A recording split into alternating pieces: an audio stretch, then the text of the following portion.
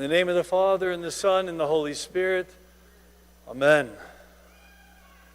It's been wonderful this past week. A group of us from this parish, as you might know, because we did so much fundraising and announcing, we're in St. Innocent Orphanage in Rosarito, Mexico, and there we completed building a home for a young couple and their two little children, a little boy and a little girl. It was an extraordinary experience, and I have to say at the beginning, thank you to this parish for making that journey possible. It's always the very last day. If anybody has ever done Project Mexico, and a ton of our young adults were there, the very last day what you'll do is you're in a building that's almost no longer than this first pew and maybe about 3 rows or 4 rows deep. That's the building that you build for these families. You basically show up the first day and you pour a concrete slab, and that will be maybe, 8 to 10, maybe 12 inches deep, depending on where you are. And then you take metal framing the next day and you'll put that up. And then after that you put on the chicken wire, you have the stucco, you put on the roof. And then the very final day, for those who have been there, you know what an emotional experience it is. You get to present to the family this house. And what they do there is that last day is we have a house blessing, which is a really powerful moment. I know Father Andrew has done it. I've done it. Countless priests across the country have done it. And I'll say it again, it's very emotional. The family, as they're standing in what would be to us a shack, and not one large enough for us to park any one of our cars in, has now completely changed their life. It's provided some sense of safety. There's a front door. It's provided what could be a dry atmosphere from what has been wet. The family for whom we built this was actually sleeping out of a pretty dilapidated car that was on the side of a hill, and that's where they lived. And you knew that they hadn't kind of somehow fallen from grace, because the little children that they had, who had no problem running around the work site and playing with makeshift toys out of the gravel that we used to make their concrete ground, were joyous to be there. And so that final day you say this blessing. You anoint the house with oil, you cense it, you pray together, and then people will offer them an icon. Then someone offers them a gospel, and then someone offers them the keys. And then you have the opportunity to say a few words to this family who you realize over the past week has just saved your life, robbing you of your own selfishness and self-centered time and philothea that we would usually waste on ourselves. We get to look into the eyes of the people who saved us and blessed our community and allowed us to do this for them. And we get to say thank you, and may God richly bless you. And there's rarely a dry eye in the room when it's done. That has everything to do with today's gospel reading. It should be the seminal feature of every righteous Christian or anyone who loves God that they are a person who has a broken heart for the poor.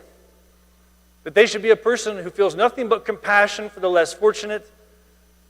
That it should stir our consciences, prick our hearts, and break us that people in the world are without food and hurting and starving.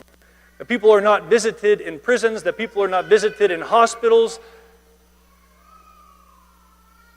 The seminal feature of a Christian, even if you're listening to the Sermon on the Mount of what is our activity and what do we look like, we are persons possessed, yes, with love for God, but that informs us and turns us into people who see God in our neighbors and even in our enemies and certainly in the suffering around us.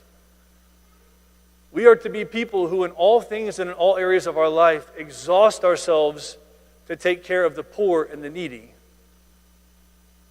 And of course that can be financial, that can be emotional, that can be a whole host of things. And that's very much what I personally kind of think this reading today is about. Yes, we're building up to the Transfiguration, so this story of Jesus feeding the 5,000 is certainly about a messianic sign.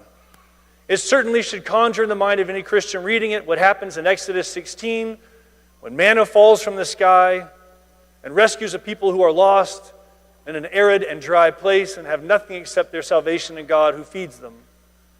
Yes, it should point to us out that this is the Messiah, the Son of the living God, who in the same chapter after this story is told in John says, I am the bread of life. This should reveal to us that this is the Messianic King, the one who's come to save us, the icon of love, true God of true God, the lover of mankind, the philanthropist. It does do that. And as a matter of fact, if people want to read on, it is a deeper thing about him being the bread of life. Something that we understand when we take communion. He says, unless you eat my flesh and drink my blood, you have no life in you. It's a profound text, and one that's very difficult, and one that many of his followers stopped following him after he said it. I think all of that could be dwelt upon on a certain day as we prepare for the Transfiguration next week. But if I could for today, I just want to dwell on what is said there right in the middle of the pericope. Is that when they come to Christ and they say, these people need food, send them away. And by the way, the reason that Christ is out there in the first place is John the Baptist has just been beheaded. So it says he's gone to a lonely place, but then seeing the multitudes coming after him, he has compassion on them, weeping over his cousin whose head was chopped off because somebody did an enticing dance at a party. He goes off to be alone. By the way, this is the heart of Jesus Christ. And then seeing people, seeing us coming after him, he knows, moved by compassion, that we need help. So he heals us. And then, of course, in this story, what they say to him is, well, Lord, send them away so they can get some food. And what does he say? You feed them. Okay, John says he does this to test them. How are they going to respond to this? But I think we very much could use this lesson a couple of times a year. You feed them. We know that according to Messianic texts, Jesus Christ, the bread of life, will eventually satiate all hunger. He will end it all. He will end all suffering. He will end everything that is negative or deadly or evil. He will do that. And we know that because in his earthly ministry, anywhere he was in the environment of suffering, he healed it. In the environment of hunger, he fed them. So at the end of all time, Christ will fix that.